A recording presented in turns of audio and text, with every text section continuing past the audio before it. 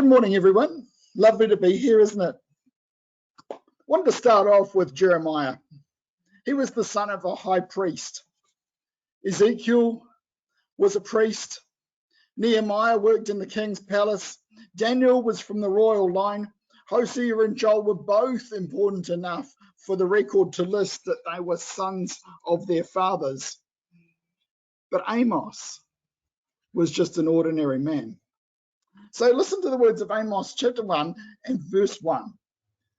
The words of Amos, one of the shepherds of Tekoa. He was Amos. Amos, nobody. He wasn't even the shepherd of Tekoa, or the chief shepherd, or the king's shepherd. He was just one of the shepherds of Tekoa. Just another nobody with an ordinary job. Amos described himself this way: I was neither a prophet nor a prophet's son, but I was a shepherd and I took care of sycamore fig trees. Amos 7 verse 14. And as far as I understand it, sycamore fig trees were the poor man's version of a fig tree. There was nothing special about Amos. He had no lineage to speak of, no high-flying job. In fact, he was really a manual labourer with no special skills or qualifications, no contacts in high places, nothing to distinguish himself from anyone else. Amos was just an ordinary man, a nobody, doing an ordinary job to put bread on the table and live another day. So I asked myself, why did God choose Amos? And we're not actually told. This is all we're told about his calling. He said, but the Lord took me from tending the flock and said to me, go, prophesy to my people Israel. Now, why would God do that? Why would God choose someone like Amos? And I came up with two reasons. And they're two really simple reasons that we can all do with just thinking about and imitating in our own lives. Amos listened to God. And Amos was prepared to do what God told him to do, no matter what the consequences. Oh, too fast. Amos listened to God, and he was prepared to do what God told him to do.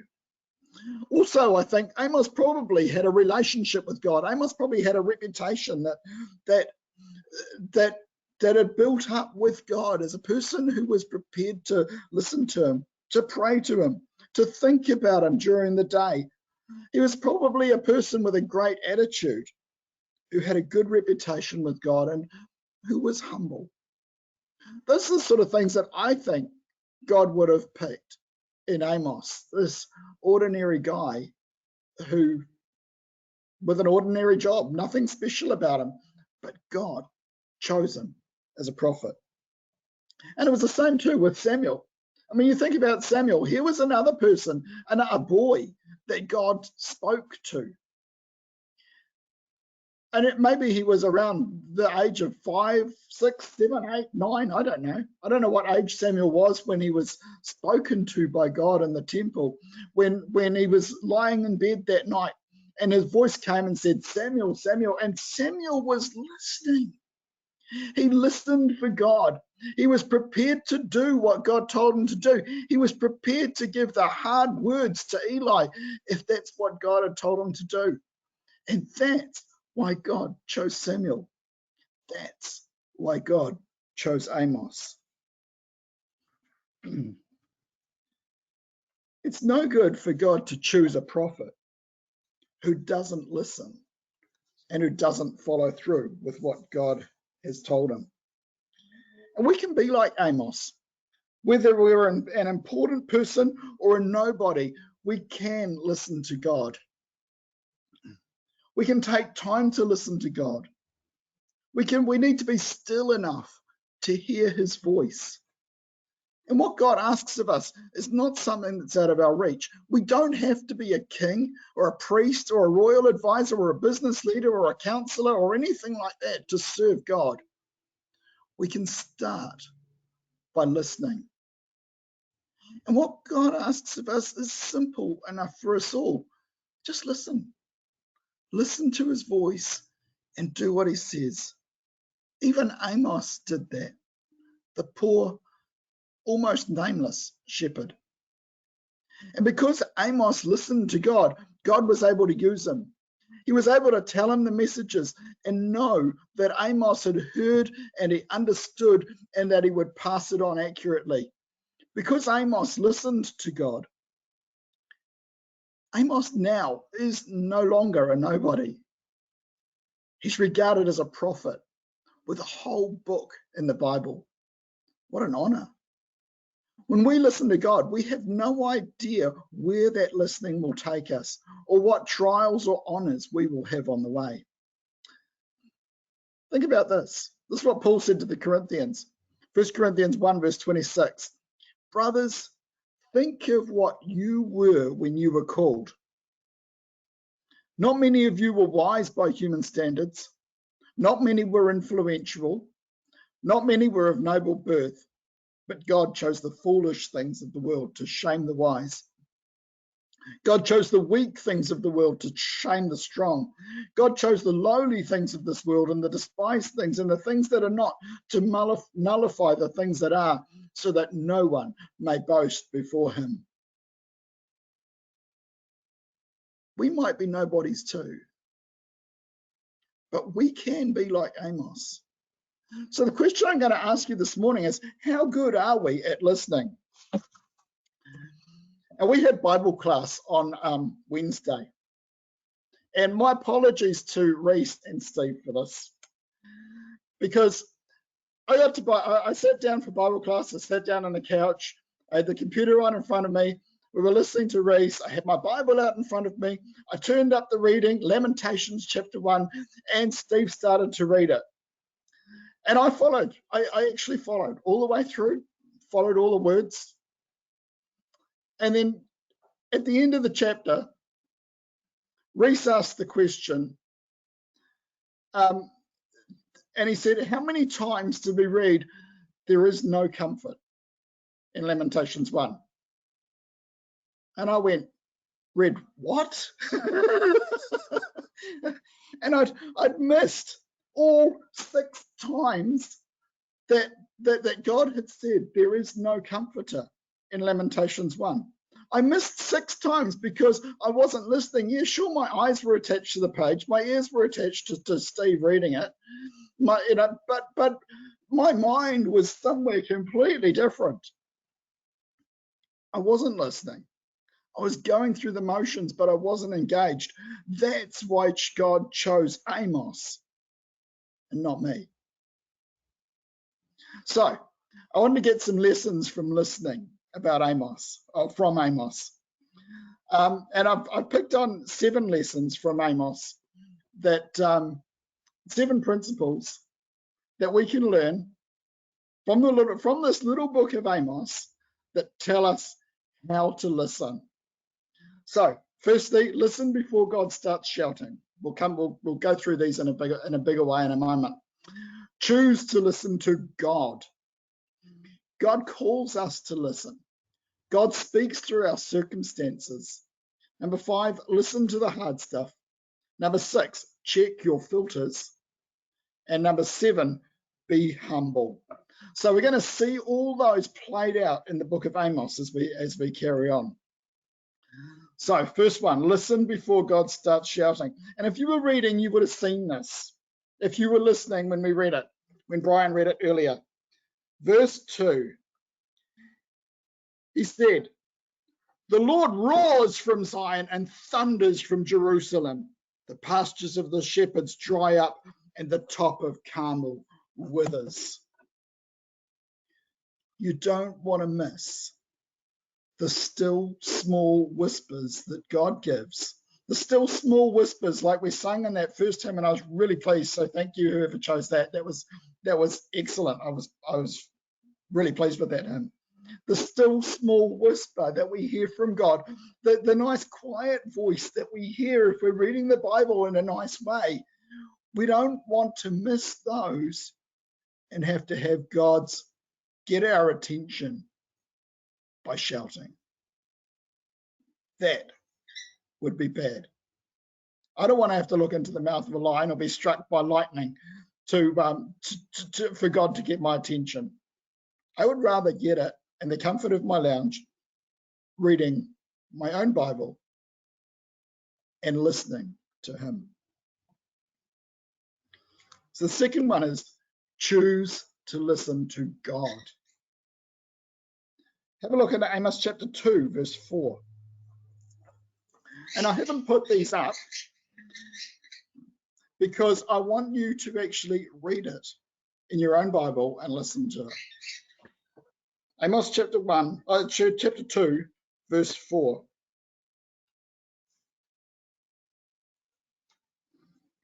This is what the Lord says.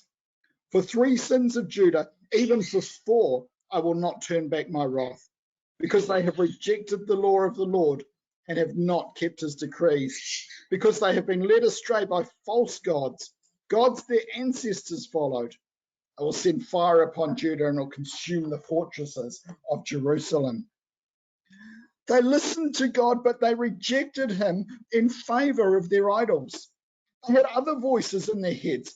There are so many voices shouting for our attention. And it's really easy to put off God, listening to God, because we have more urgent or exciting things to do. And often, I will spend more time scrolling through the news than I do listening to God's message to me in the Bible readings. It's more important to listen before the fire comes. How often are we plugged into something else? Our AirPods, our radio, TV, the internet, billboards, newspapers, whatever it is. Choose to listen to God first. God actually calls us to listen. And that might seem logical, but have a look at chapter 3, verse 1. Hear this word the Lord has spoken against you, O people of Israel.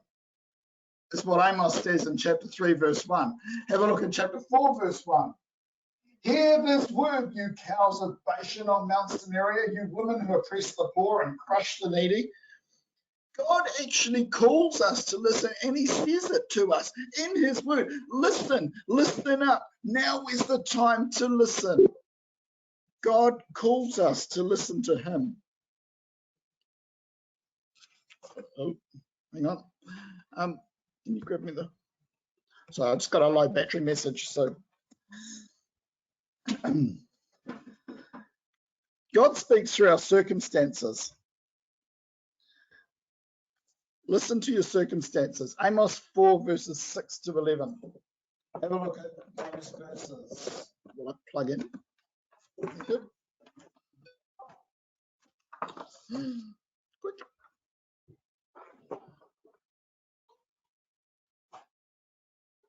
Yeah, now it's happy. Right. I don't know what God was speaking to me through those circumstances, but okay. So chapter 6, verse 11. So if we have a look at chapter 6, what we see, chapter 4, verses 6 to 11, God says this in verse 6, I gave you empty stomachs in every city and lack of bread in every town, yet you have not returned to me, declares the Lord. Verse 7, I also withheld rain from you when the harvest was still 3 months away. I sent rain on one town, but withheld it from another. One field had rain and another had none and dried up. So we've got hunger, we've got drought. Verse 9, many times I struck your gardens and vineyards. I struck them with blight and mildew.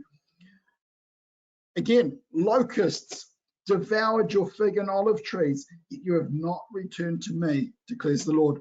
And what the people should have seen through these was that God was speaking in their circumstances and saying, turn back to me and I will make everything right. But they weren't listening. Verse 10, I sent plagues among you as I did to Egypt. I killed your young men with the sword. I captured your horses. Verse 11, I overthrew some of you as I overthrew Sodom and Gomorrah. You were like a burning stick snatched from the fire. Yet you have not returned to me, declares the Lord. God speaks through our circumstances, and also in that last picture on the right-hand side at the bottom, he speaks through his prophets, people like Amos, so that we can listen. And when things go wrong, sometimes it's our own fault, but sometimes it's just God going, I need to get your attention. And if we can remember that, if we can try and pay attention to God when things go wrong, that would be great, whether it's for that reason or not. So the next one is listen to the hard stuff. Amos 5 verse 1 says this, hear this word, O house of Israel, this lament I take up concerning you. A lament is never nice. A lament is one of those things that's just like, it's not a happy song. It's something that's going to make you cry. It's a nasty thing. And yet, as Reese has been pointing out to us at Bible class, it's actually really important. Even the bad stuff is important. We need to listen, even to the hard stuff. Amos 5 verses 18 to 20 tells us to check our filters. Verse 18. He says, woe to you who long for that day, for the day of the Lord. Why do you long for the day of the Lord? That will be a day of darkness, not light. And so it will be as though as a man had fled from a lion only to meet a bear, as though he entered his house and rested his hand on a wall only to have a snake bite him. Will not the day of the Lord be dark? Will not the day of the Lord be darkness, not light, pitch black without a ray of brightness? You see, these people were hearing God's word. They were waiting for the Messiah. They were waiting for the promise of the kingdom. But they'd read their Bible with the wrong filters. They'd listened to their prophets through their own filters, and they were dirty filters. They were waiting for the day of the Lord, but it wasn't going to be what they were expecting. Why? Because they hadn't listened to the prophets, because they hadn't put into practice what they were told. They hadn't listened enough to change their ways. They were listening through their own filter. The day of the Lord, they thought, is going to be awesome. They thought it's going to be the best day of our lives. And instead, because they hadn't listened and hadn't changed, it became a day of judgment. Let's make sure we read the Bible through God's eyes and not our own. And lastly, be humble. Amos 7 verse 10 to 17 has a really interesting little story. This is probably one of the few stories we actually get in Amos. And what happens is that Amaziah the priest sent a message to Jeroboam, the king of Israel, saying, Amos is raising a conspiracy against you. And he told words about what Amos was saying. And then there was this argument between Amaziah and Amos has basically got his fingers in his ears and he's screaming at Amos. Amaziah has got his fingers in his ears and he's screaming at Amos and going, go away, I don't want to listen, go back to Jerusalem and go and preach there because they'll be interested, but we're not. And he was completely unhumble about it. He wouldn't humble himself before God and accept God's message. We don't want to listen often, especially when it's hard stuff we have to listen to. We don't want to change, but we need to listen and we need to respond to God. We need to be humble enough to be able to change our ways when we hear from God the right way to walk. It's really important. So those are our 7 aspects of listening that I got from Amos. So what happens when we listen? Have a look at Amos chapter 7. And here I found a really interesting little part of Amos. This is what the sovereign Lord showed me. He was preparing swarms of locusts after the king's share had been harvested, and just when the second crop was coming up, when they'd stripped the land clean, I cried out, "Oh, sovereign Lord, forgive. How can Jacob survive?" And then in verse 4, this is what the sovereign Lord showed me. The sovereign Lord was calling for judgment by fire. It dried up the great deep and devoured the land. And then I cried out, "Sovereign Lord, I beg you, stop. How can Jacob survive? He is so small." What happens when we listen? Amos heard these prophecies. Amos saw what God was going to do, and Amos cried out, and he went, "No, this can't be. Don't do it." And it's lucky Amos was listening, because God repented of what he was going to do. Sorry? Relented. Yeah, okay, relented. Sorry, everyone's just told me here. Relented of what he was going to do. And he changed his mind, and he did something that was less destructive. It would have been the end for Israel if Amos hadn't been listening and Amos hadn't objected. So what happens if we don't listen? Amos chapter 8, verse 11. They're really good if you're following these and listening. "The days are coming, declares the sovereign Lord, when I will send a famine through the land. Not a famine of food or a thirst for water, but a famine of hearing the words of the Lord. Men will stagger from sea to sea and wander from the north to the east, searching for the word of the Lord, but they will not find it." If we stop listening long enough, God will send a famine of his word to hear. And then, like it was for Israel, there's nothing left for us but to carry on toward destruction. Now, I've often had problems. Like I said earlier, I had a problem at Bible class with listening. I often have problems at Bible class listening. No reflection on any of the speakers or readers or anything like that, but it's just me. And I know even in my early years, I would get my Bible out in the morning and I would open it up to where I thought I was up to, and I would do a Bible reading, and then I would go to work, and I would come home, and I would go to bed, and I would get up the next morning and open the Bible and do a Bible reading, and I wouldn't even be able to remember where I was up to, what I was doing.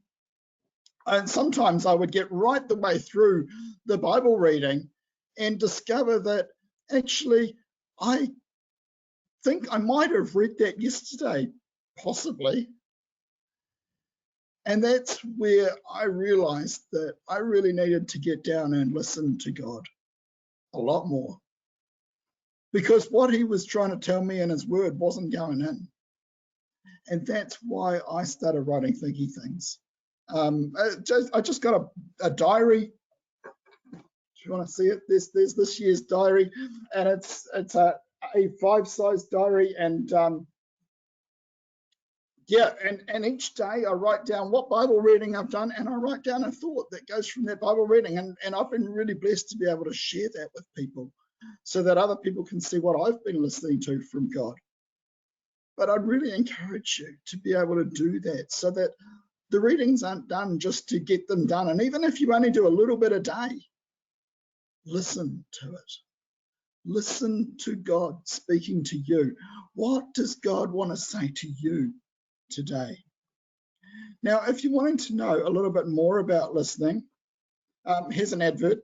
This is an advertising. Word from our sponsor, Family Matters.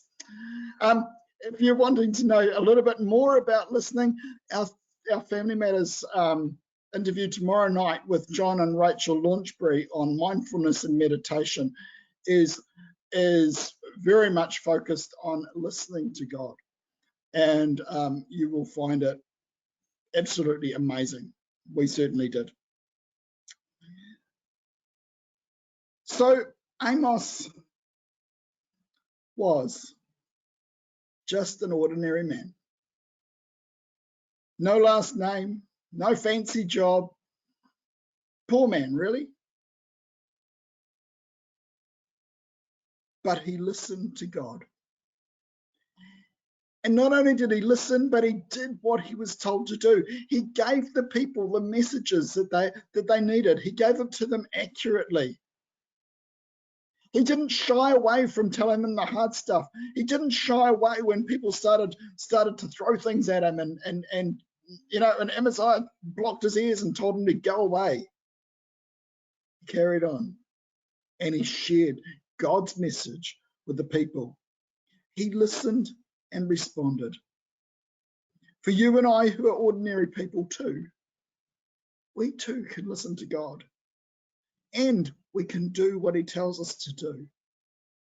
And the neat thing is, you don't even have to think about that. Just open your mind and your heart. Listen to him and obey him. Isaiah 50 has a lovely quote about Jesus. Well, a lot of lovely quotes about Jesus. I'm going to share one of them with you. Isaiah chapter 50, verses 4 and 5. The sovereign Lord has given me an instructed tongue to know the word that sustains the weary. He wakens me morning by morning, wakens my ear like to listen, like one being taught. The sovereign Lord has opened my ears, and I have not been rebellious. I have not drawn back.